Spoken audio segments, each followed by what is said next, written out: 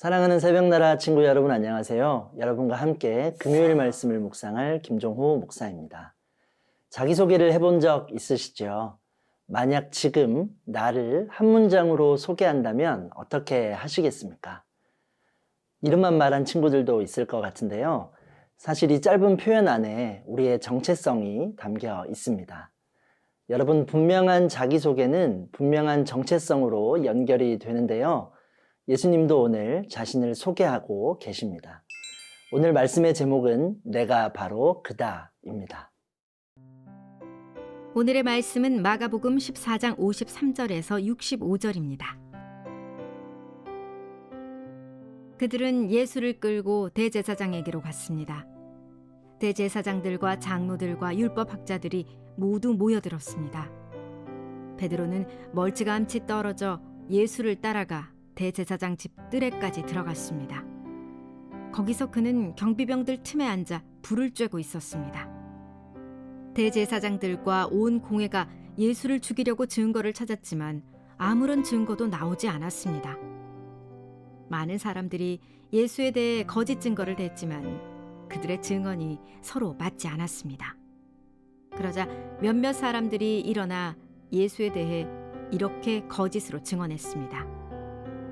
우리는 저 사람이 내가 손으로 지은 이 성전을 헐고 손으로 짓지 않은 다른 성전을 3일 만에 세우겠다고 하는 소리를 들었습니다.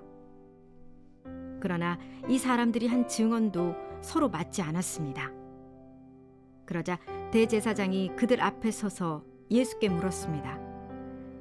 아무 대답도 안 할 작정이냐? 이 사람들이 너에 대해 이렇게 불리한 진술을 하고 있지 않느냐? 예수께서는 묵묵히 아무런 대답도 하지 않으셨습니다. 대제사장이 다시 물었습니다. 내가 찬송받으실 하나님의 아들 그리스도냐? 예수께서 대답하셨습니다. 내가 바로 그다. 너희는 인자가 전능하신 분의 오른편에 앉아 있는 것과 하늘 구름을 타고 오는 것을 보게 될 것이다. 대제사장은 자기 옷을 찢으며 말했습니다. 더 이상 무슨 증인이 필요하겠소? 하나님을 모독하는 저 말을 여러분이 들었는데 어떻게 생각하시오? 그들은 모두 예수가 사형을 받아야 마땅하다고 정죄했습니다. 어떤 사람들은 예수께 침을 뱉었습니다.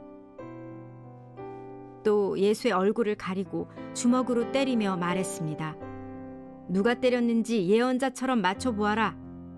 경비병들도 예수를 끌고 가 마구 때렸습니다. 본문 54절, 55절 말씀을 함께 읽겠습니다. 베드로는 멀찌감치 떨어져 예수를 따라가 대제사장 집들에까지 들어갔습니다. 거기서 그는 경비병들 틈에 앉아 불을 쬐고 있었습니다. 대제사장들과 온 공회가 예수를 죽이려고 증거를 찾았지만 아무런 증거도 나오지 않았습니다. 예수님이 체포되셨습니다. 제자들은 모두 도망갔죠. 위협적인 상황 앞에 제자들은 무기력한 모습을 보이는데요. 베드로 역시 예수님과 멀찌감치 떨어져 있습니다. 지켜보고만 있는 것이죠. 예수님을 신문하기 위해 공회가 열립니다. 이들은 예수님을 죽일 증거를 찾는데요. 그러나 거짓 증언만 많았습니다. 말이 서로 일치하지도 않았죠. 이들이 모인 시간은 늦은 밤이었는데요. 당시 규정에 의하면 재판을 밤에 열 수는 없었습니다. 사형 판결은 하루 만에 할 수도 없었고요. 대제사장 집에서 열지도 못합니다. 이 모임의 불법적 성격을 잘 드러내고 있는 것이죠. 자신들의 힘을 지키기 위해 거짓과 불법을 행하고 있는 것입니다. 사람들의 이러한 공격에 베드로는 적극적으로 대처하지 못합니다. 물론 모든 제자가 도망친 상황에서 멀리라도 따라간 베드로가 낫다고 할 수도 있죠. 그러나 멀찍이 떨어져 예수님을 따를 수는 없습니다. 베드로는 예수님을 완전히 버린 것은 아니었지만 그러나 갈등 앞에 담대히 나서지도 못했죠. 여러분, 우리가 살아가는 세상도 마찬가지입니다. 하나님이 창조하신 질서 안에 살지만 세상은 그 사실을 인정하려 하지 않습니다. 진리를 왜곡하려 합니다. 믿음의 사람을 어렵게 만들려고 하죠. 거짓된 가치관과 여러 영적 공격이 있습니다. 그러나 진실은 결국 드러나게 됨을 기억하기 원합니다. 우리는 예수님과 함께하는 믿음의 자리에 서 있어야 합니다. 그리고 담대하게 진리를 선포하는 자녀가 되어야 합니다.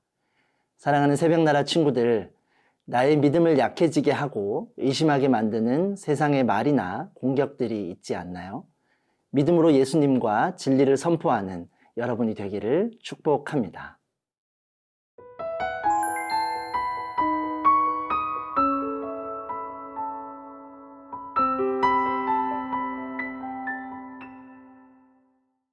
본문 61절, 62절 말씀입니다. 예수께서는 묵묵히 아무런 대답도 하지 않으셨습니다. 대제사장이 다시 물었습니다. 내가 찬송받으실 하나님의 아들 그리스도냐? 예수께서 대답하셨습니다. 내가 바로 그다. 너희는 인자가 전능하신 분의 오른편에 앉아 있는 것과 하늘 구름을 타고 오는 것을 보게 될 것이다. 사람들은 예수님의 죄목을 찾고자 했습니다. 그들이 찾은 것은 신성모독죄였습니다.